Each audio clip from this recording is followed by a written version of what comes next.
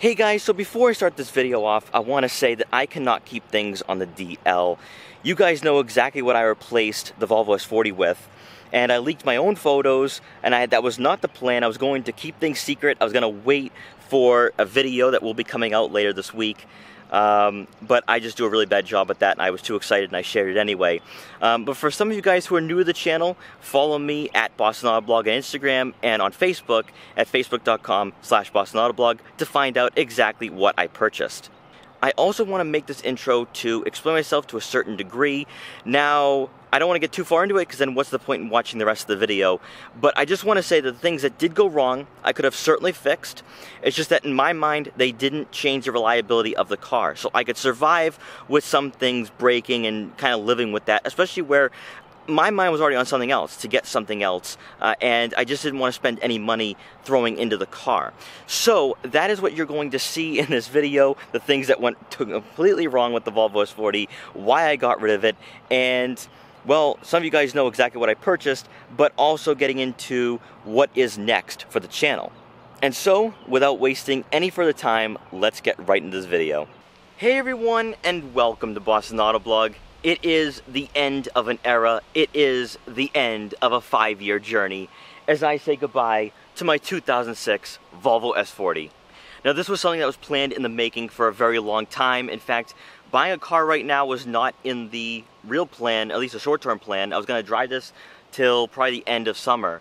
However, something catastrophic happened up front. I'm thinking suspension, and well, it is just time to say goodbye to this car and to move on to something bigger and better and something that I can actually put on Boston Autoblog to have as a car for the channel. So as a disclaimer, this car is gone the day you're seeing this video go up live. In fact, I'm already driving a new car.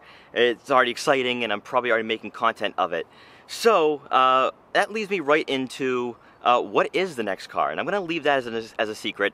Some of you guys do know, I've talked to some close friends about it, but I'm keeping this very hush-hush. You got to wait and see what it is. So with this being a goodbye video, why don't I get into the things I don't like about this car, because there's plenty of them, also why I'm getting rid of it, and also how I even bought it. You know, you're probably asking, well, if you're a car enthusiast and you film Ferraris, Lamborghinis, McLarens every week, how'd you end up with a Volvo S40? So in this video, let's go through everything, talk about my ownership history, and really say one final goodbye to the first car I've ever owned. And so, without wasting any further time, let's get right into this video. So starting off, let's get into why I even purchased a Volvo S40 in the first place. So it's February of 2014. I'm in need of a car. I'm driving currently a 2006 Ford Focus ZX4.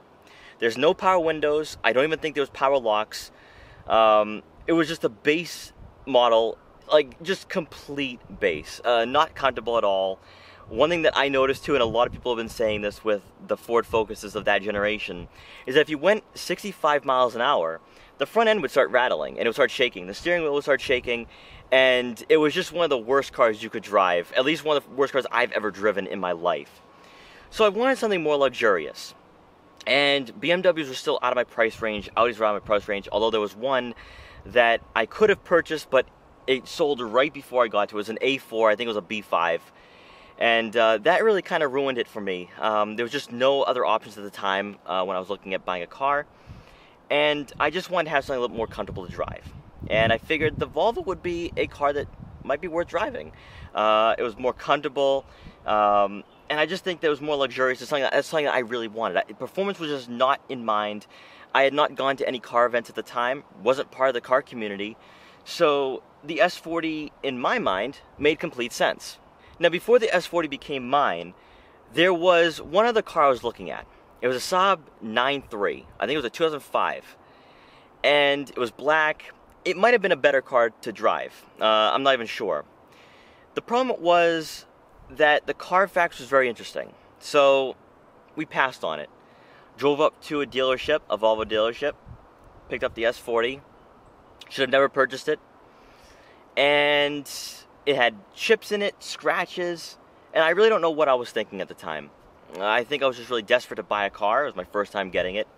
And it was just a complete mistake. And actually, this leads me right into the number of issues that I've had to deal with over the last 5 years. Now, the issues aren't necessarily reliability issues in a sense, because I never was on the side of the road with this car. This car has stayed with me for 5 years, never been on the side of the road.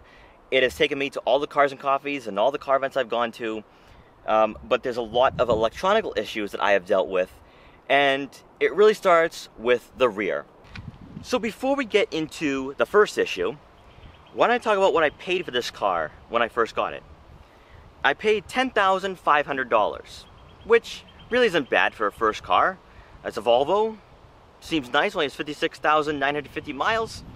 I'm thinking I get a good deal. Now, a month or two later, I hear this really bad noise coming from the rear, from the right rear. Every time I take a corner, you hear a really loud noise, almost like a banging noise, or I don't know what it was. It just did not sound good at all. So I go to the dealership because I had to go for my annual maintenance, or the oil change, I think it was. And come to find out, the rear axle broke. And I forget what the service manager says, well, what did you do to it? I said, I think I hit a pothole. There was a pothole on the street leading to my house, and I'm thinking, maybe that's what it is. The guy says to me, that's not possible. There's no way a pothole could damage the rear axle. So I'm out, I think, $1,000. I should have never gone to the dealership, but I'm out $1,000.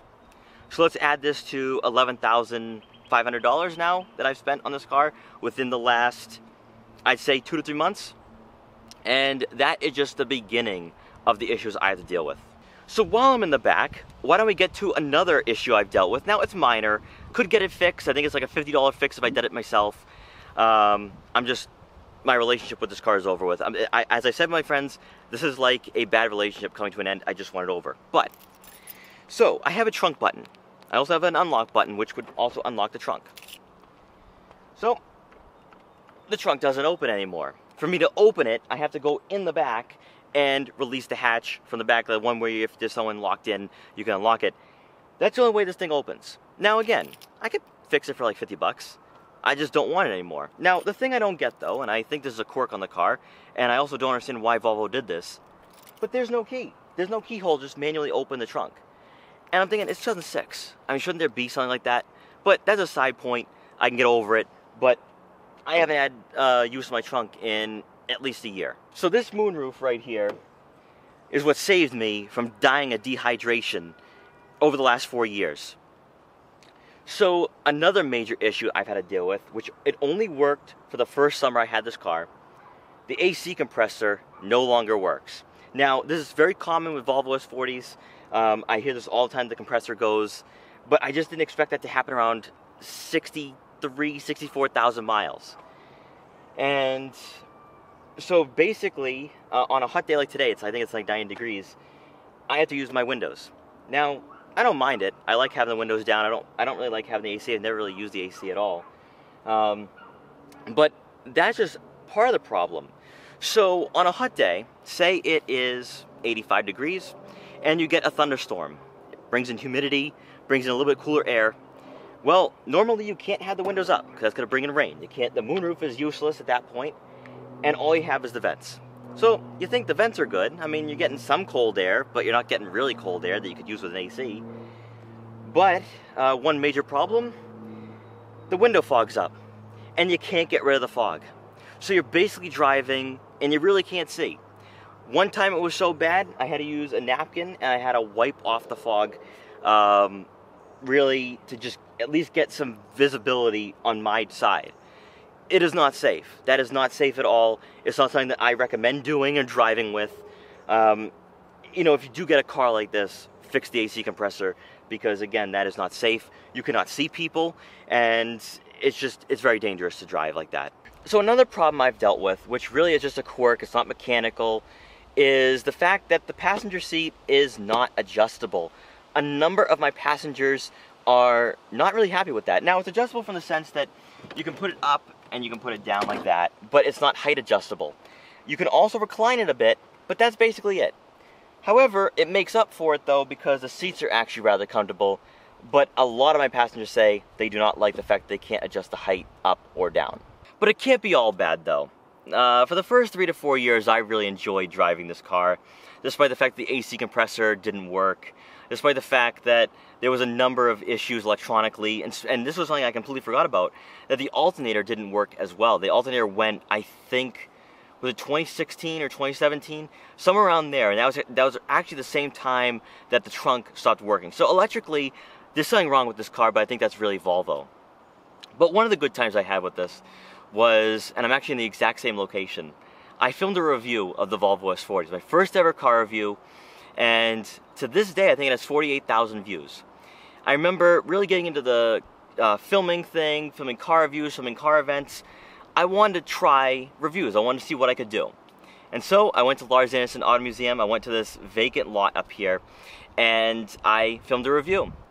It was really fun. I really thoroughly enjoyed it, and that's what really got me into doing car reviews. And, you know, this car really, to me, has been a guinea pig of everything. The gimbal shots, I tested that out. One thing you guys don't know, and probably some of you guys don't remember, is that my first year or two at car events, I was filming with a GoPro, or taking photos with the GoPro and iPhone, and I tested this car with that. So this car really has been a tester. It's been with me through the beginning of Boston Autoblog, and to me, just because of the fact that it never left me on the side of the road, I had to thank it for being there, for, you know, really just driving it everywhere to all these events, going out to, I think the first I drove to it was out in Holliston, but I didn't really go very far with this for events. But this car just never let me down, and that was something that I will always remember about this car. So now overall, I think the car is good for somebody who doesn't really like driving. It's reliable. It was reliable. Electronically it wasn't, but it was reliable nonetheless.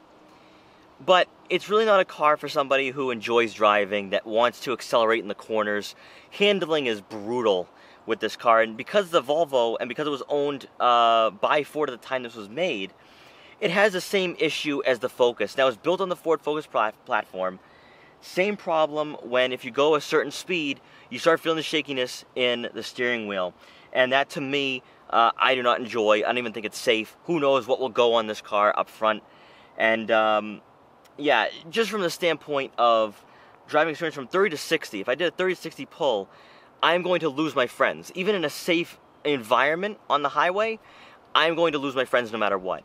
So this car just doesn't fit what I'm looking for anymore, and I've really outgrown the car, and, you know, I really can't bash it. It kept me, you know, it kept me going. It was with me during the ups and downs. Took it to a Swedish car day at Lars Anderson. I lost, even though there was only one other person I was competing against. And that really was a story of my ownership with this car, was that it just was not a winner. It was not a winner. And the decision for me to buy this car for $10,500, I could have gotten something a lot nicer. I was looking at a Camaro prior to it, sold right before, and, you know, it just didn't work out. But 5 years it lasted me, never on the side of the road, and to me, I am grateful for Volvo for building a car that, even though electronically isn't great, that electronically reminds me more of an Alfa Romeo. They built a car that actually keeps you on the road. I don't know about Saabs, but I think the Volvo was a much better choice between the Volvo S40 and the Saab 9.3 I was looking at on the same day. So yeah, at the end of the day, I really outgrew this car just in terms of what my tastes in cars have become, where I want more performance-driven, something that I can keep up with my friends in a really safe environment on the highway. Even from a 30 to 60 pull, my friends are long gone with this car. This car goes from 0 to 60, I think, in 8 seconds. So I really can't keep up with my friends if we're going to a meet, if we're going to somewhere. And I've really just had to drive solo for a long time. So really, to me, I need something that's better, something that's more performance-oriented, something that I can modify, and something that I can actually add to the channel. And I don't want to give anything away, but the next car is going to be fun. It's going to be something that I can modify, something that I think... Actually, I shouldn't give anything away. It's just going to be a fun car. It's going to be an awesome addition to the channel. And I hope you guys are willing to stick around and want to see what's going to happen with this new car and the journey I'm going to have with it. Now, as I said at the beginning of this video, this car is long gone. It is no longer in my possession. And we have something brand new for you guys. It's going to be fun. I'm looking forward to it. I'm looking forward to the next chapter for Boston Autoblog, the next chapter for my car ownership. I think the next car is going to be something I'm really going to enjoy driving, and I know a few people that I know what I'm getting, and they're on board with it. I think it's going to be really good. So guys, thank you so much for watching this video. Thank you so much for being with me over the last 4 years on this channel. I have had to really keep this car on the down low. Really what I drive, the S40, I've had to keep the S40 on the down low because it's not been something that I have been very happy about or prideful of in ownership. It's something I park like a block or two away from events where it's really just tiring to park in the spectator lot at Cars and Coffee. So again, ups and downs, you have it with every car, you have it with every relationship, and I think that's what it is with cars. That's why we love them so much, is that they are like a personal relationship. Sometimes the car doesn't work out, and you have to move on to something else. Sometimes you love the car, but there's always issues with it, but you're willing to fix it. That's really what this car is. It's a relationship, and well, unfortunately for the S40, it didn't end well, but at least I had a few good years where I had some fun with it. I enjoyed driving, I enjoyed washing the car, but it's just time for a new thing, it's time for change, and I think you guys are really going to enjoy what's going to come. So guys, thank you so much for watching this video. Please like, comment, share, and subscribe for more, and I'll see you guys next time.